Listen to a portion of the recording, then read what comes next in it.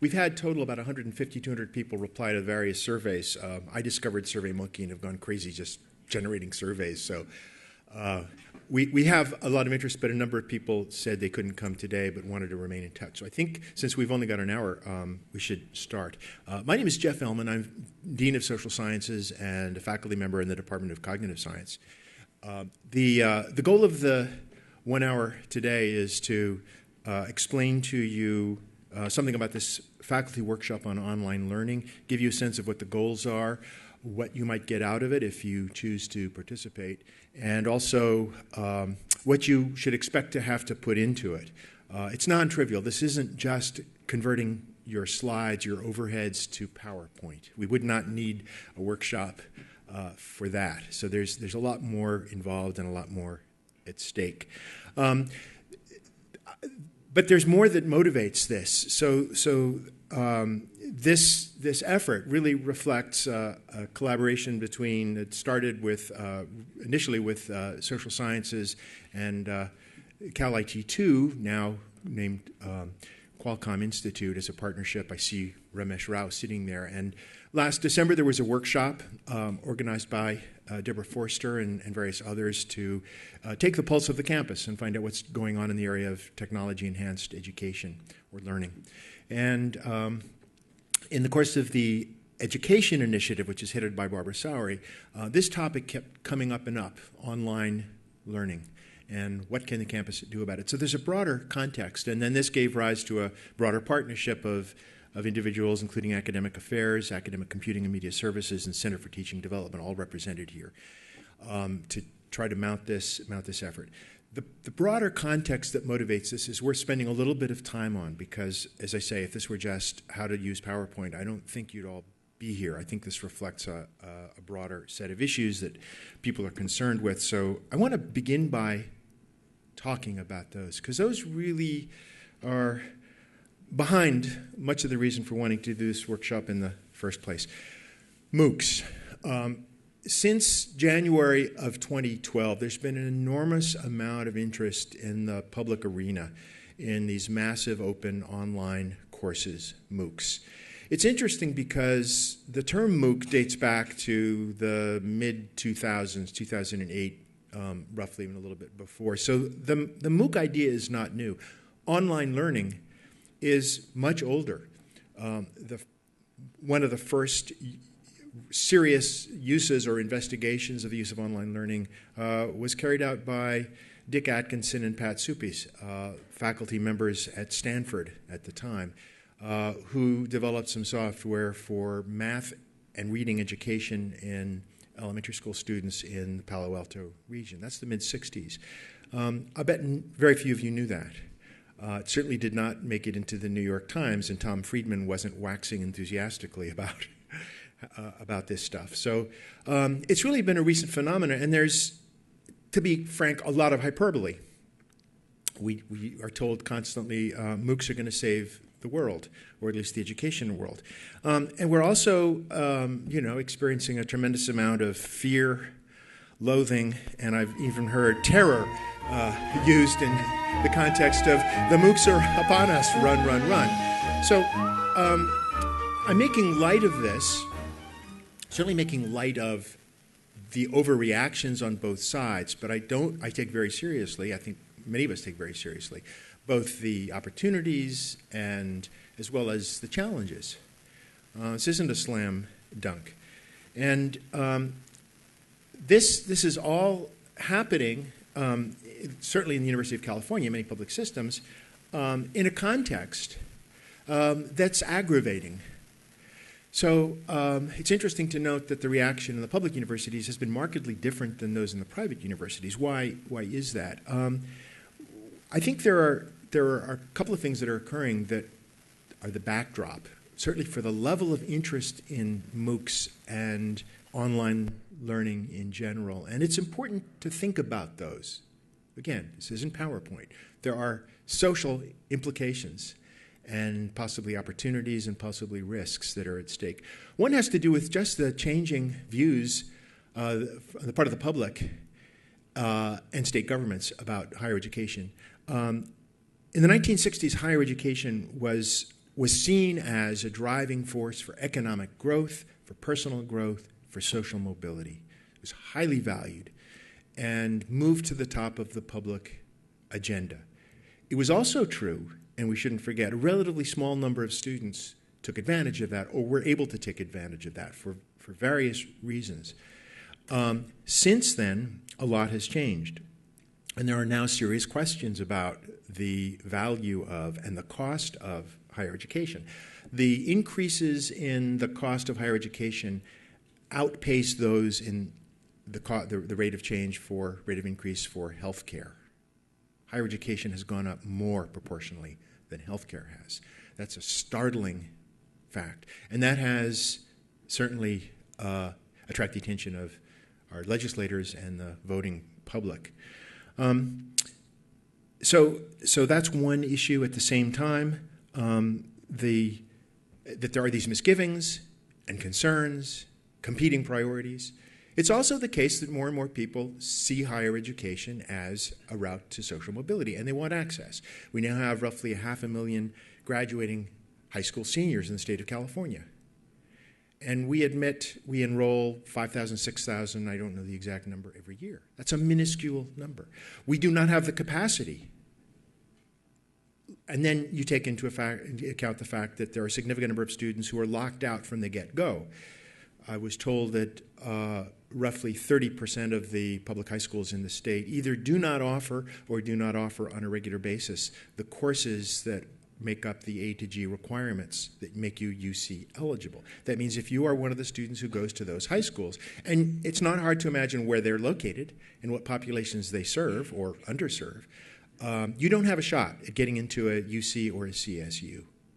So access, affordability become aggravators and certainly are things that have created a tremendous amount of ambivalence. On the one hand, a desire for higher education. On the other hand, resentment and anger that we can't provide what people want. There's another factor that's developed, which is something that we might be tempted to say, not our problem, not our concern, except it really is, and that's that there are many, many more people who have an interest in learning.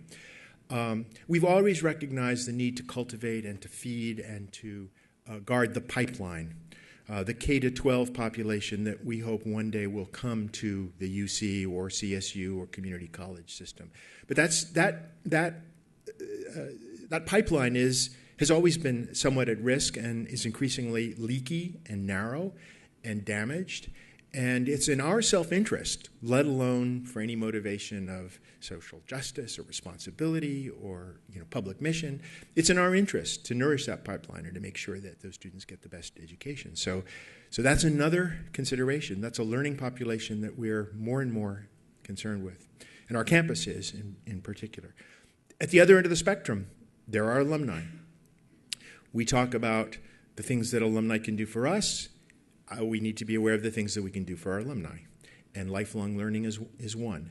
As people retire, or even in mid-career as they contemplate career changes, access to higher education to help them rethink where they're going to go becomes increasingly valuable. And as we contemplate what it means to be a public university, and we realize that that's not going to be defined in terms of our revenue source, because the public is not supporting us. It's going to be, if we're going to be a public university defined by what we do, then these kinds of needs, public needs, common good, public good, have to be taken seriously. And I think we do take them seriously. There's a final consideration, which is, again, a backdrop, which is a lot of soul searching. I think we've always valued our students, and we've always taken our undergraduate and graduate education mission seriously.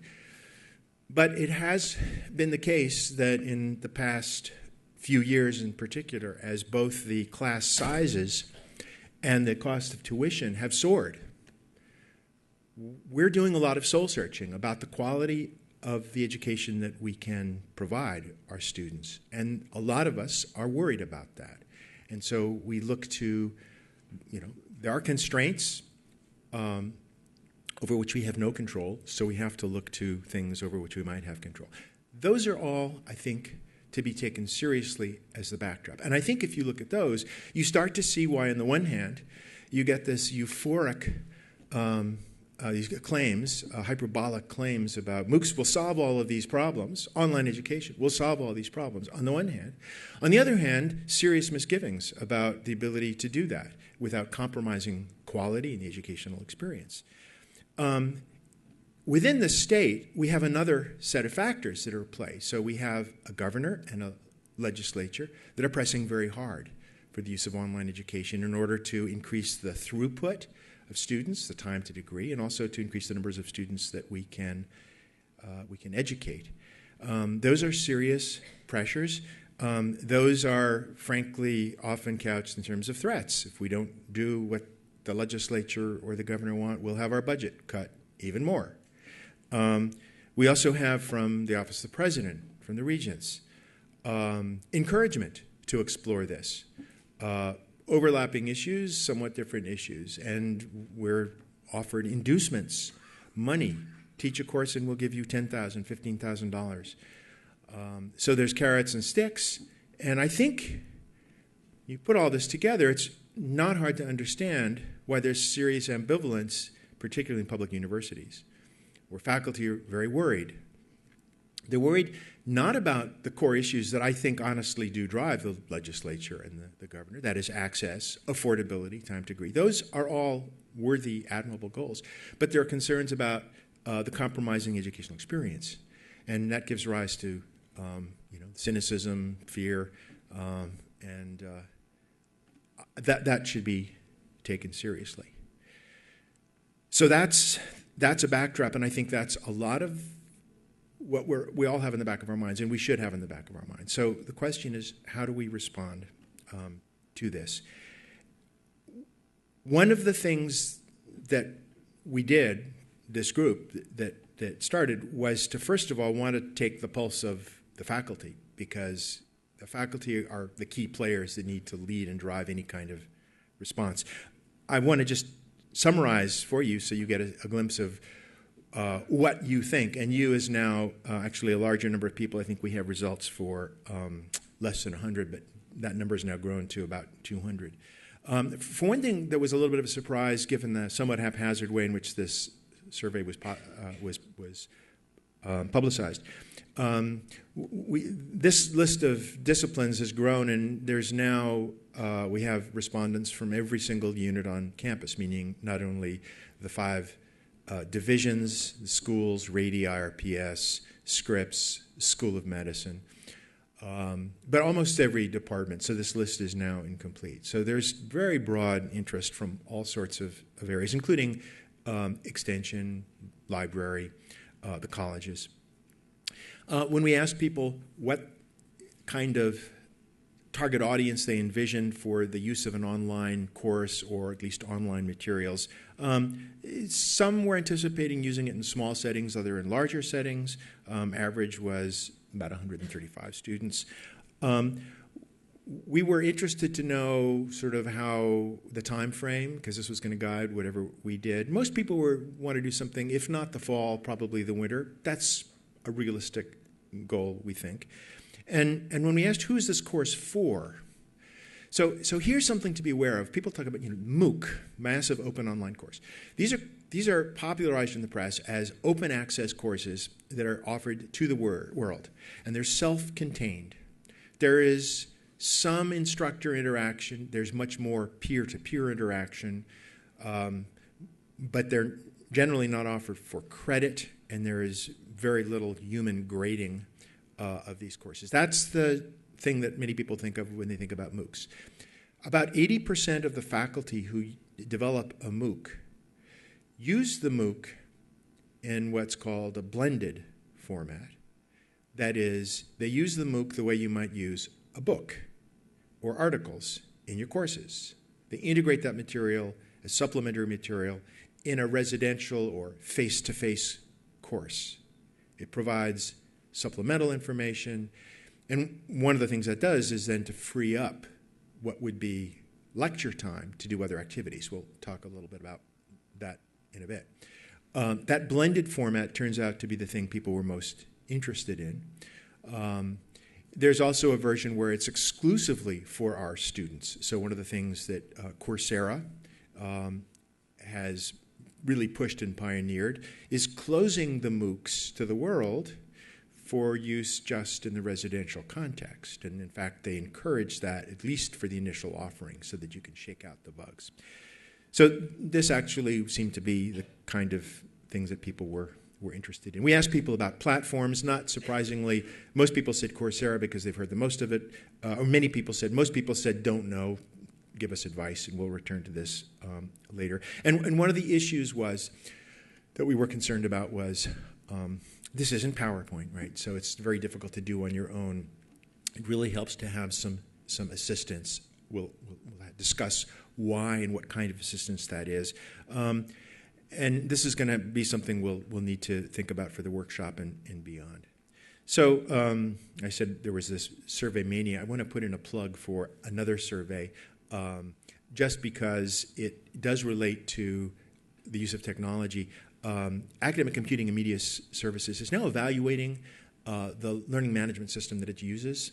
Currently, this is TED, or the Blackboard system. There's a survey that you can access at acms.ucsd.edu, and really encourage you, if you've used that system, to take the survey, because the contract is being reviewed, there are other platforms, and ACMS is very keen to find out what faculty think. So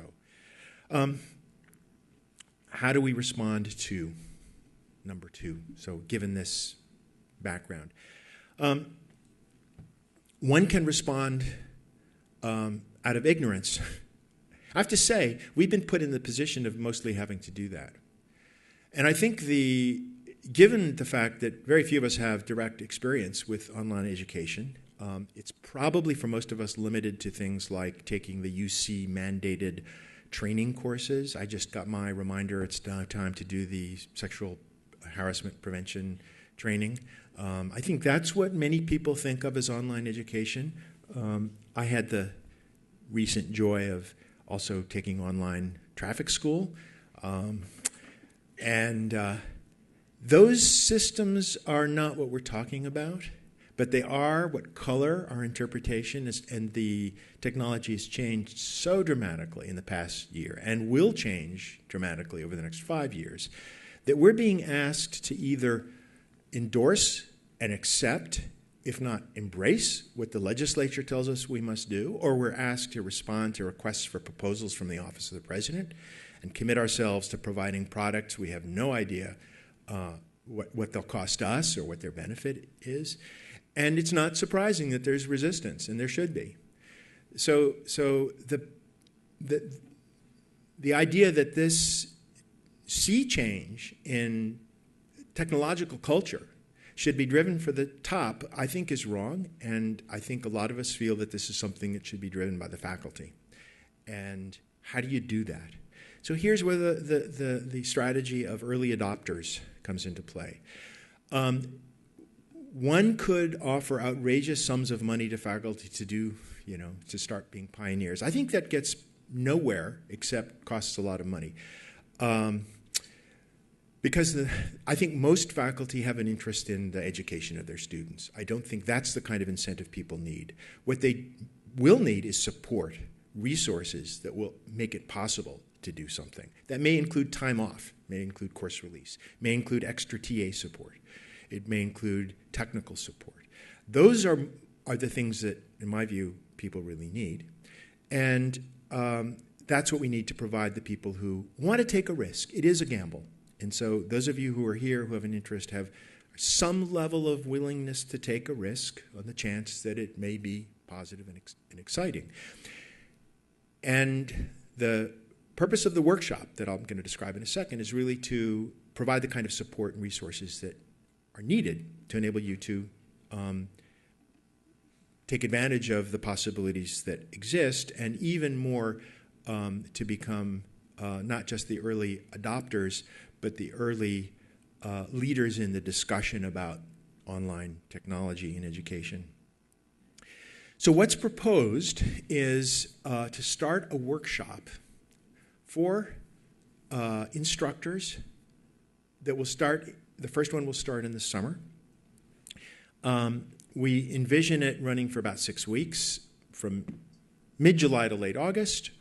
There's a registration link I'll provide in a bit, because we want to find out people's availability. Each week, there will be a roughly 2 to 3 hour meeting. This is what we're thinking now. Maybe extended, maybe run a little bit longer. There may be other activities that occur. And it's going to be organized as a project-based class. The project will be a course that you want to put together and do in online format. We're pretty sure there'll be a second workshop in the fall. Not everybody's available in the summer.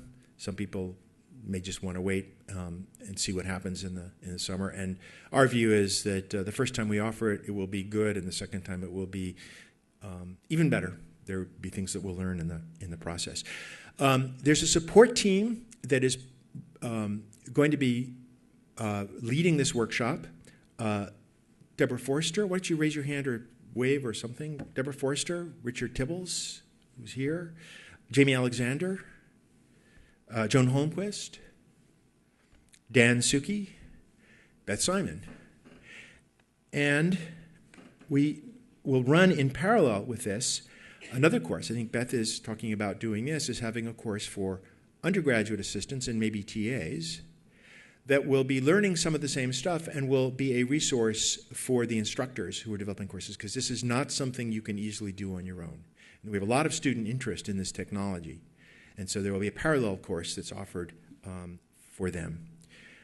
So this is what we see as this team, this group, is the critical enablers that will make this thing happen. The details of the workshop and sort of what happens are still being worked out, but here's enough of an idea to give you sort of a sense of what the scenario will be for every meeting. There will be some part of it that is, think of it as standard instruction, kind of conceptual overview of good and bad examples of practice. One of, and this is probably the most challenging thing that's involved. So people tend to focus on, my gosh, how do I produce these videos? How do I do picture-in-picture? That's not all that hard. What we hear from faculty who have done this is that when you are teaching to a lecture hall, you are teaching to the imaginary average student out there. And you're well aware that there are lots of differences that, in terms of interest level and preparation, that you kind of have to ignore. And you rely on the fact that if people have problems or questions, they'll raise their hand or they'll come to office hours. When you're teaching in an online format, although there are those opportunities, you're much more likely to be caught off guard. So, for example, if I write something on the board and I make a mistake, it's going to be the case that some student will say, wait a minute, did you really mean to write 2? Shouldn't that be 2 squared? Or did you mean empiricist and not rationalist? And you can correct yourself. And we do a lot of course correction spontaneously in a class, lecture or seminar. You don't have that luxury, and so that small difference really forces people to pay much more attention to their teaching from the perspective of the student. So common report is, I'm much more focused now on what I want to teach as opposed to what the student needs in order to learn. It turns things around in a way that I think was quite unexpected to people who've used this technology. It becomes much more student-centered. That's hard. Perspective shift is really hard. And it requires a level kind of explicit formulation of what are our goals. So, for example, learning objectives. What are your learning objectives in a course? Well, you've got a certain body of content you want to cover. You're going to assess it at the end of the year or the term by a final exam. And that's the learning objective. Everybody should get an A if they really learned everything. With the online technology, one of the features that's sort of the best kind of technology is to break the course, or the lecture, say, a session, into chunks that are organized conceptually. So the constraint is not, I'm in this lecture hall for 50 minutes, how much can I cram in? And if I don't finish by the time I end, I got to end anyway, I'll just pick up where I left off, hope that people remember. That constraint no longer exists. Instead, you have the ability to organize the modules in terms of what makes sense. And that really encourages being much more explicit about what the concepts are that you're trying to teach, the skills, the level of mastery. Interspersed with those is the opportunity to have interaction. So there's an active form of learning that's possible through exercises that occur online that give the student an opportunity to test their level of mastery and also give you a chance to assess what they know. So in fact, the assessment can move from once or twice or 3 times a quarter to every 10 minutes. You have the opportunity to see how people are doing. Now, that's exciting, and that's also, I find, more terrifying than anything else. What do you do with all of that? How do you take advantage of it? But it's a great, great opportunity. These are all pedagogical issues, and there's a whole host more that really have to be thought through. What does not work, and what we do not want to encourage, is a video podcast of your lectures. Right? There may be times when archiving a wonderful lecture is worth doing. But in general, students already find it very hard to sit in the back row and look at somebody who is this big without, wandering. And when that person gets reduced to 2 inches, sitting there for 50 minutes listening to them blather on is very unmotivating. So the videoing of your lectures is not the thing you should be thinking about. In fact, think more about if you ever look on YouTube at blogs, if you follow anybody's blogs, where you have these people who are very engaging and talking to the camera, and there's a lot of, it's much more natural and direct. That's a better sort of style. So the first thing that we'll be doing and really focusing on are those kinds of issues. And we'll have lots of examples of things that work and things that don't work. And really try to make concrete, what does it mean to have learning objectives? What are examples? We'll be doing this as a workshop, which means that there's opportunity for people to interact. So the second thing is the technology. There's software, there's some hardware. Most of it's not that expensive. We'll try to help you with doing that stuff. That's where having some assistance for editing and will come in handy, whether that's one of these undergrads or TAs that we're working with. That's a possibility. If there's in-department expertise or students who want to become involved, that would be great. Because another goal is to, at the end of the day, is that those people who do this not only become early adopters, they become early disseminators. Thinking back, I didn't convert to using PowerPoint until I had seen a bunch of other people do it. And then I asked them. I didn't begin by reading the manual. I asked another colleague, how does it work? Show me. Another example I've seen recently is the use of calibrated peer review. Ed Hutchins is using this in cognitive science. And that has, a lot of people have been interested in that. And that's the way that spreads. It either spreads or does not spread. So having in-house TAs, GSRs, IAs who develop some expertise in addition to the faculty is very valuable. Because this will be done as a group, we will ask each of you to not only share what you're doing in terms of the actual material you're producing, but also to serve as students for other people. Because that's a perspective you need to always keep in mind. How is this working? And it's a way of helping each other, but also you learn from your own experience what's effective for you as a learner, in addition to teaching.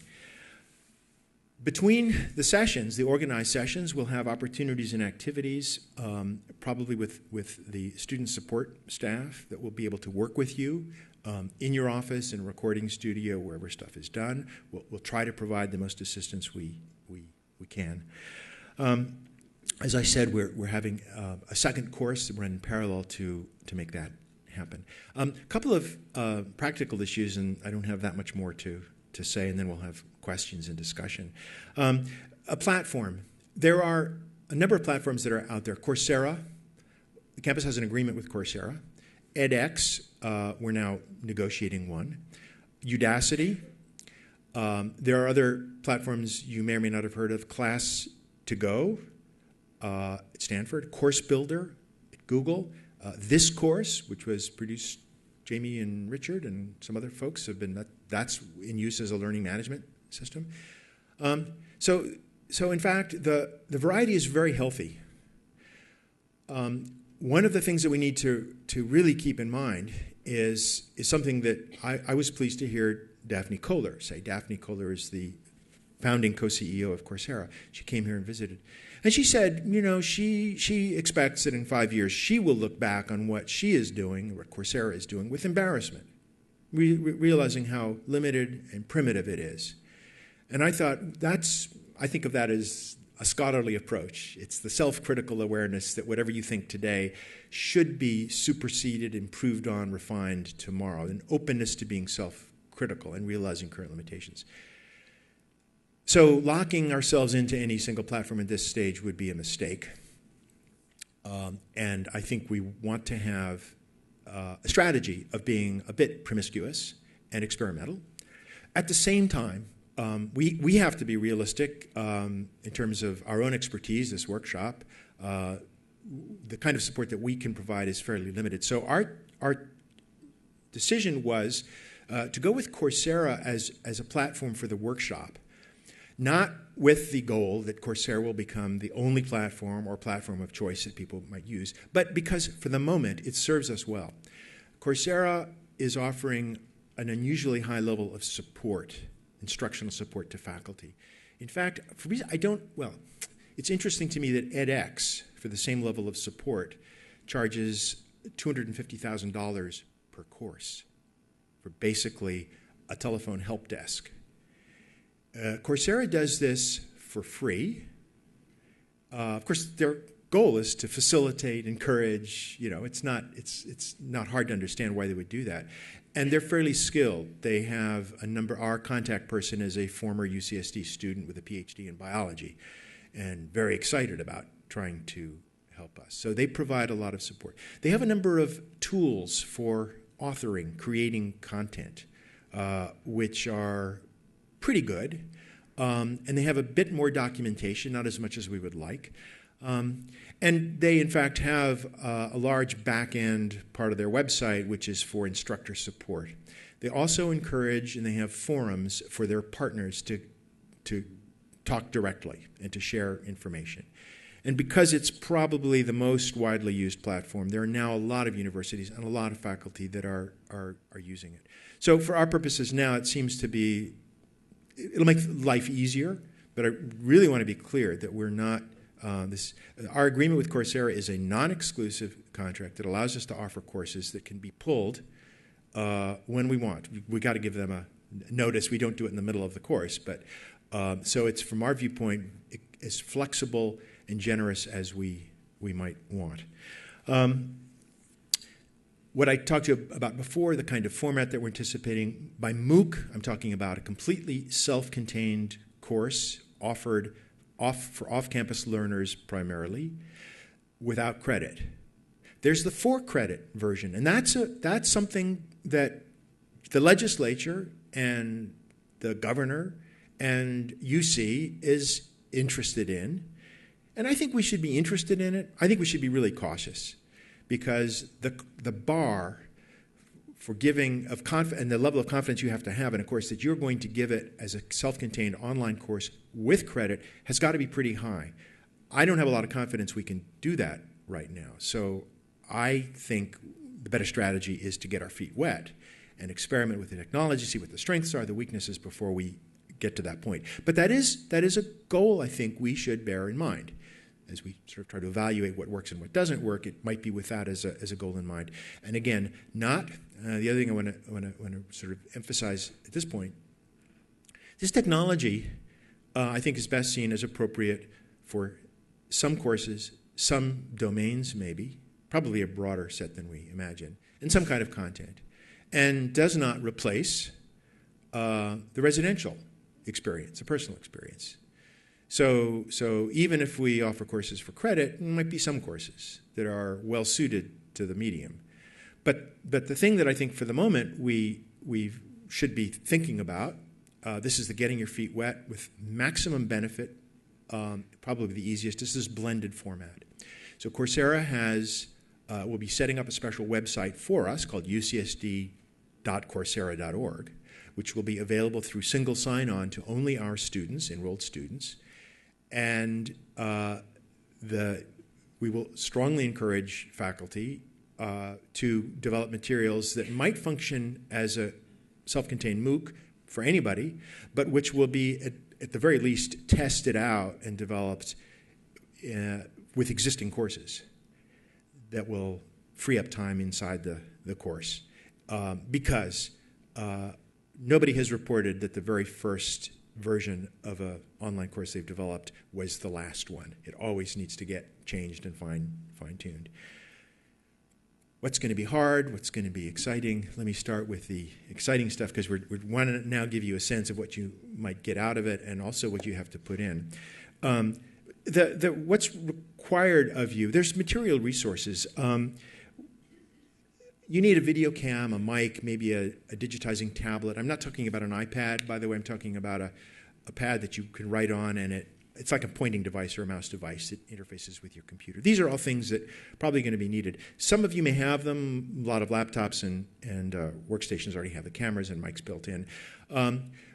ACMS has at least one lab, I think, that's already outfitted with a lot of this, and will have you'll have the ability to try things out. We may be able to subsidize some of this. It's not pricey, most of it, $150 at the most. But that's one thing that will be required. Software, Camtasia, ScreenFlow are two products often used. Camtasia, I think you can get educational discount of $75. Again, we may be able to subsidize that if you can't afford it or if your department can't afford it. So these are not major expenses. The harder thing and the more valuable thing really is probably the in-house support if you can get it. This is something to talk about with your chair, unless you are a chair, Valerie, in which case you'll make it available to all of your faculty, I'm sure. We will have students, we will be working with students to develop some assistance both during the workshop and hopefully afterwards. But to the extent that you can bring in students from your own department or your own courses or your own advisees, that would be great. I think you'll find a lot of them are really interested in this anyway. So we'll try to help with these things. Your time is precious and valuable. And I know almost all of you have very little of it to spare. So I'm grateful for you to showing up here. And if you are in the workshop, it's a commitment. There'll be some payoffs. We'll talk about that. But that's not to be neglected. So we're talking 2 to 3 hours a week, plus time in between. Hopefully you'll find it exciting, invigorating. You'll be in a position to help your colleagues. So there's a lot of payoffs, but that's significant. And the less obvious thing is the very wrench, being open to, willing to have your whole views about teaching changed, to be open to change. Now, obviously, some things will stay the same, but it's a mind-wrenching experience that you need to be open to and to consider, and hopefully be interested in. That is, if you feel you're the best teacher the world has ever seen and there's nothing you can do better, then okay, maybe you shouldn't be doing this. If you feel that you're a good teacher, you're a motivated teacher, and you're interested in being better or some other forms of technology, that's great. That's the kind of attitude I think to have. What can you get out of it? There's some practical things that are very specific. The technical stuff. When it comes down to it, you need to be able to have a certain level of confidence, independence in designing stuff, because the end of the workshop will not be enough time to develop a full course. You may have some of it done, but you'll have to work somewhat independently. We'll try to find a way to continue giving help, but you'll have some level of fluency in those skills and confidence. You'll also have access to your colleagues in this workshop. So we expect and hope to create a nucleus, a community that will stay in contact and help each other. Skill in authoring, these pedagogical issues. You'll at least be aware of what the issues are and the challenges, and hopefully, be really intrigued enough to want to carry these forward. Those are probably two of the central things. We would like you to have the outline for a complete course and have some of the lessons completed, so you feel a level of confidence and you can start experimenting with them in the fall. If you're doing this in your own course, you have a lot more flexibility. You can sort of pick and choose, and as you develop materials, integrate it into the course dynamically and make adjustments as you go along. One of the things that I think surprised a lot of people is that if you use a lot of these materials to take things that you would normally do in a lecture and deliver them online, what do you do in class? And many of you may know the term flipping. And here the idea of flipping is that activities that a student would normally do out of the class, either on their own or in groups, in group projects, are flipped so that they occur during class time. And some of the activities that would happen in class time, somebody blathering at you the way I am, that could occur online, although maybe in a better format, actually, than the lecture. So that's the flipping. There's a really interesting webinar on YouTube that was organized by Coursera of, I think, 4 or 5 faculty, Penn, Stanford, Rice, I forget where the others were from, talking about their experiences. These were clearly experienced people who had done a lot of online courses. And 4 of the 5 reported casualties. As one of them put it, you don't just flip the class without flipping the professor and flipping the students. So if you walk into a class and start doing things that students are not expecting, they may freak out. You may show up and say, well, folks, I'm not sure what to do today because you've already done the online stuff. In fact, there can be a certain amount of resistance if it's not from the outset framed the right way. So you need to flip people's attitudes as well. And there are then, in fact, lots of interesting activities. I had initially thought, how do I can see doing this in a small context where you can have group interactions going on. What do you do in a big lecture hall? How do you flip a theater-style class where you have fixed seating? Beth Simon actually has some very clever techniques that allow you to make interesting use of that time. And as I talk to more and more people who have done this, they say attendance goes up. Students are much more engaged with each other, have much more of a sense of being part of a group as opposed to being a body in a lecture. When the bell rings, they leave. So there's a lot that can be done. We'll be spending a lot of time talking about this sort of flipping and how to creatively use the time that might be available in the blended format. We want you to understand a lot of the challenges, what's involved in putting on an online course in blended format, but also at scale, meaning to large numbers of students. Assessment, how do you assess student work, and how do you assess the efficacy of what you're doing? Those are challenges. And then jumping back to the high-level goal, we want to have those of you who participate in this end up being the experienced people who can speak knowledgeably, authoritatively, insightfully about online education to help develop a campus strategy so that we're not in this position of kind of blindly just reacting to the latest, crazy thing from people I won't name. There is a future, and I think that our position should be not just to enable people to take advantage of what's being done now, but to really be leaders in innovation.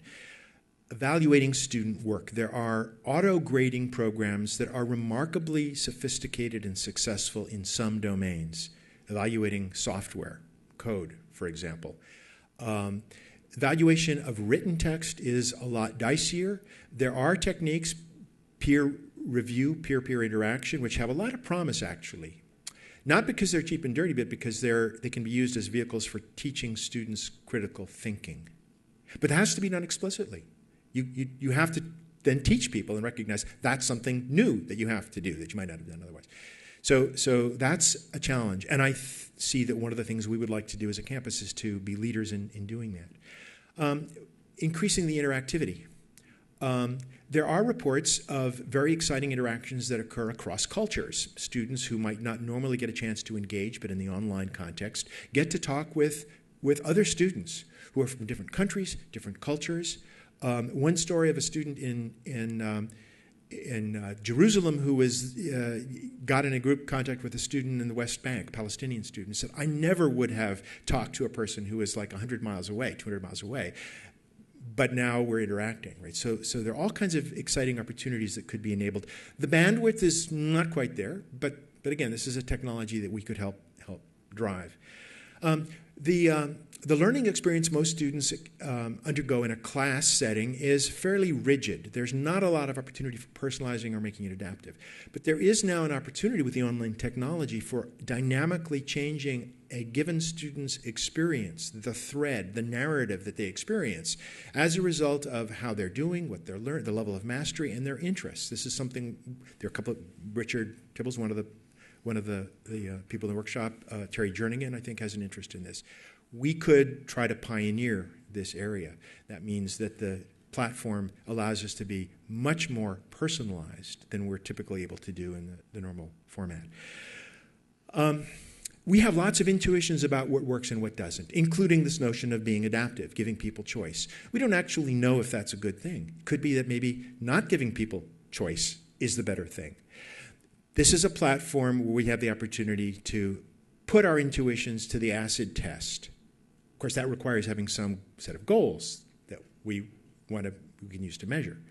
But evaluating online stuff is really something we need to do. And sadly, a question has often come up, how do you know this is better or worse than the classroom experience? We don't do a very good job of evaluating what goes on in the classroom, to be really candid. So I think this could also drive a development of assessment tools that could work for the face-to-face class as well. It does both raise the question and give the opportunity to rethink how can we enhance the value of the residential experience, the face-to-face experience. So if there are things that can be done creatively and profitably with another medium, we don't believe that education, learning stops there. There are very important things that occur face-to-face and in groups. So working on that, I think, is an exciting opportunity. And there are other niches. If we had expertise, we could consider. The 4-credit niche, job skill development. Increasingly, our own students and graduates may want additional skills that could be done in a modular, self-contained version, not necessarily a course, but would be of value to them. I talked earlier about the K-12 pipeline, providing content that could go into the community. That's a real value that our campus could provide to our neighbors. And the lifelong learning experience. Now, these are things that are challenging, and we're not proposing that we jump in feet first and do them now.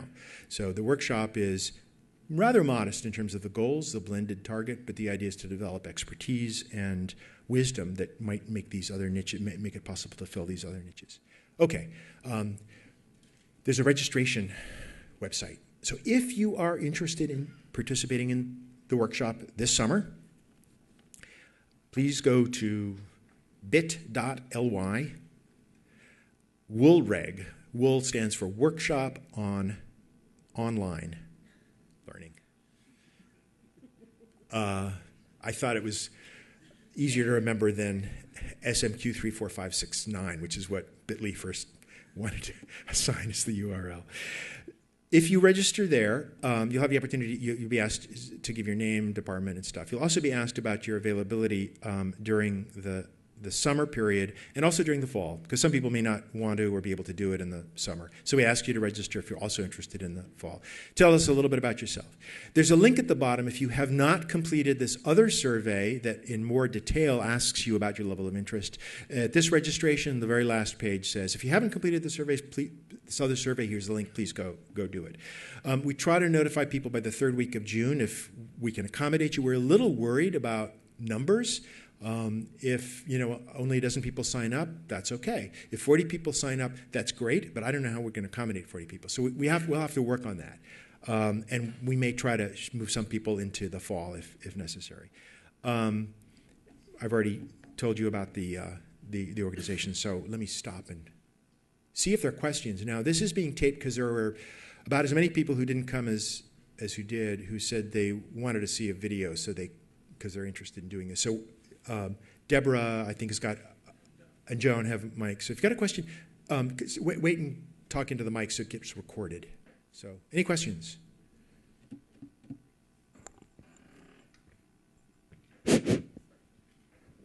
Thanks for your presentation. Question, who retains ownership of the material we develop? You retain ownership.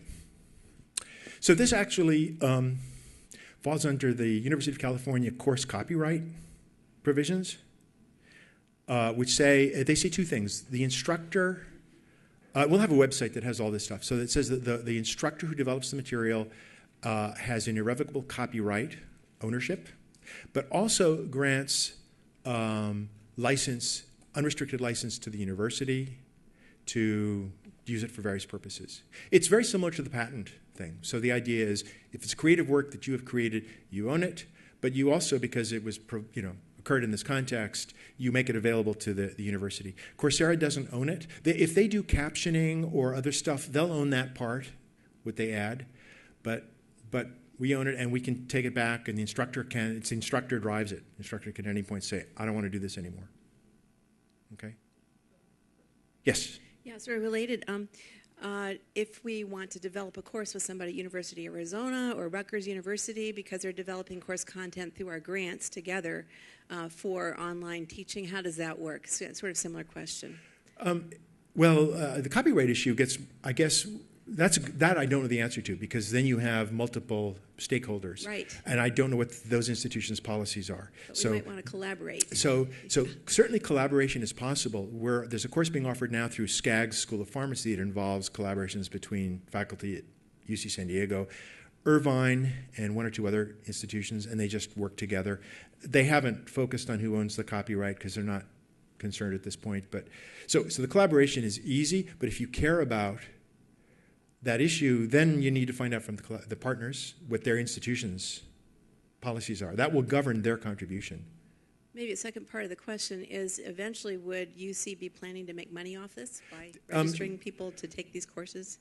Well, so that probably will work the way the patent stuff does, where if there is so right now, Coursera offers a signature track where for $50 a student can get a certificate saying they participated in the class. It's entirely optional. Most classes and most students don't want to do that. If they elect to do that, that $50 gets split roughly 50-50 with the campus. And right now, General Counsel and Chancellor's Office are trying to figure out how to allocate it. The instructor will get some, probably their department will get some. The campus would probably retain some for infrastructure, and it would sort of feed back into providing support. That's the way the patent stuff works as well.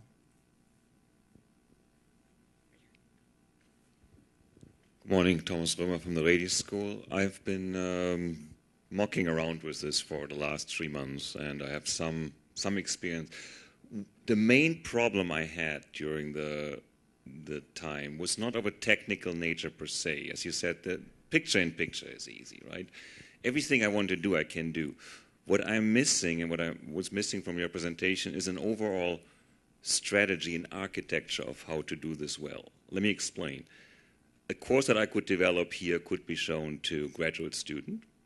It could be in a different version go to undergraduate students. It could go yet in a different version to PhD students. It could go to private companies. It could even go down to high schools. This would require a lot of modifications. And I have sitting all these little pieces here, movies and PowerPoint presentations and interviews and all this kind of stuff. But once I put it into any kind of format, it is like a frozen monolith. So I think if you would spend some time in the workshop on how to actually design an architecture that allows for flexibility, that allows for easy updating of a course. Right. Because what I've done in the past, if I now want to make changes, if it took me 10 hours to make that video in the past, the change will take me again 10 hours in the video, and that's a waste of time. Right. So, and I can't figure out by myself how to develop an intelligent architecture that allows that type of flexibility. That's a very good suggestion for the workshop. In principle, the fact that as long as you don't do this as a 50-minute monologue, which is very hard to update, the more modular it's made, the easier it becomes to treat it the way you would do a PowerPoint presentation. I remember for years, I had multiple courses that had overlap content, and I'd cut and paste slides, AV stuff, right? That's, in principle, what you could do with a digital online platform, but in principle, doing it in practice is, yes. So I think that's a great suggestion. Yeah. Can I make a comment? Yeah, sure. I think part of what we're expecting from this workshop is exactly for people like you who already experience things to show up, and we're going to have an opportunity for forums to actually bring up both the technical stuff, but also the issues of copyright and all these kinds of. So we're trying to build up, a community that asks good questions and starts to understand providing solutions to each other. So I hope you would come.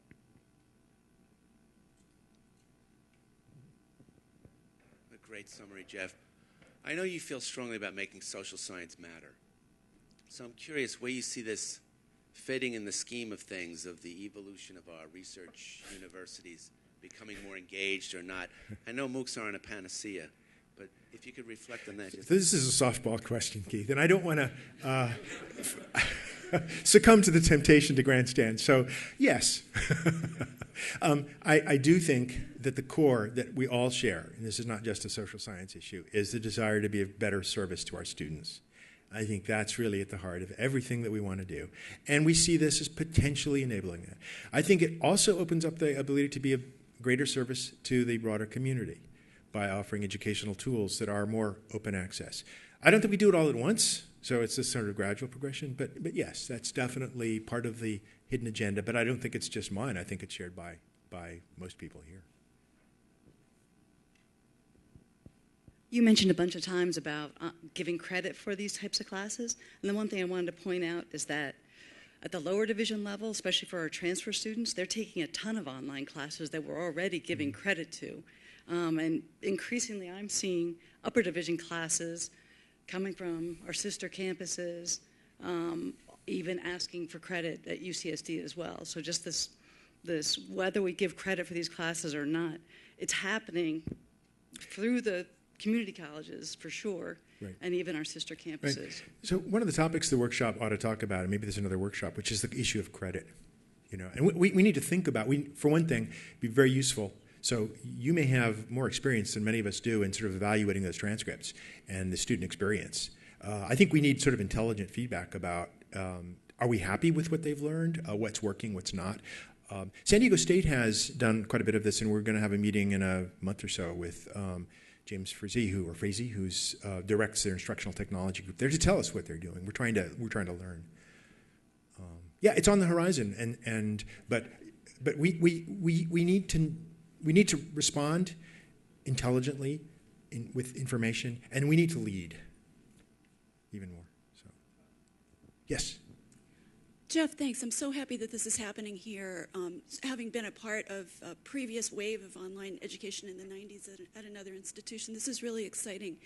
I noticed that Coursera was the only company that was mentioned in your slide about the companies that we'd be working with in the workshop. And so I'm wondering, what are some of the other options there? Right. So, as I say, this is encouraging people to use Coursera is just out of convenience. And we'll probably spend some time telling people about other platforms so that they've got the choice. Of course, but it's like trying to, at least for the baby steps, have a shared experience. edX, in principle, is very appealing because it's supposed to be also open access, nonprofit, run. It's a consortium initiated by Harvard and MIT. Stanford has now merged their platform. We got their contract, and I was appalled. They charge $250,000 to develop a course. Coursera charges nothing. And what they give us for that is not, they don't develop the course, they give us a telephone hotline number. I mean, so I was, now, that may be uncharitable, but at least that's the way the contract reads. I got to remember this is being recorded, so I should not offend people. I don't mean to offend. I think there's a lot of promise there, but that worries me until we find out more about that. Stanford has a platform that seems to be pretty good. And they have a real interest in partnering with us. So we want to explore that as well. And there are a bunch of others. I think we do not want to get locked in at this point. So we're being very opportunistic and careful in the use of Coursera for this point in time for teaching and training. I do know that early adopt what you adopt early on tends to carry forward an inertia, so that's a risk. But we have a number of faculty and people who are exploring these other platforms, so we'll be looking at other things. Ramesh? Well, okay. Two questions then. Okay. Hi, thank you. I had two kind of related questions. One, have you surveyed what the TAs are currently doing on campus in terms of online learning? Because in my sections, I have tried doing TED discussion boards. I am currently doing a private Google group. I was looking into a bunch of other platforms to create something for my students in section. Have you surveyed the grad students at all? And then related to that, we tend to talk about the MOOC as this monolithic thing. Yes, there are modular components, but each of these components are different mediums. So of running a message board is very different from developing a video. It requires Right. different type of support. It Right. requires different amounts of time Yep. and different levels of interaction. Like, I feel like I need to respond to my students in thread because it's another way for me to give them feedback rather than doing it in section. And they have told me that they would prefer that type of separation, right? I don't need to go back over what happened on the thread in section, and I can do different things. And this points to a tension in the idea of the MOOC as part of a blended course. Because if the MOOC is supposed to be self-contained, how does it also become a component that can either be jumped off of or scaffolded in as part of what I do in section? Okay, so good questions. The answer to the first one is haphazardly and not enough. Deborah actually did a survey, so we had a workshop in December where we tried to bring together everybody we could find, and clearly we knew we missed lots of people. The Education Initiative is thinking about really doing a more systematic survey to try to find out. One of the things we're aware of is that there are a lot of people who are doing things like this already and have expertise and wisdom that we need to take advantage of. So that's we have resources we're not even using. The second question is yes, and so when I use the word MOOC and in this blended format, I'm including things like the message boards, the community forums, the Hangouts. A lot of Hangouts get created spontaneously, and those are not trivial to manage. They have problems, and I actually think they're easier to manage when they're blended. The message, if you look at the message boards on the self-contained courses, the real problem is they've got to be monitored, because otherwise they just devolve into flame fests and kind of crazy stuff and offensive language, and how do you deal with all that stuff? It's a little bit easier when you have students who are also face-to-face.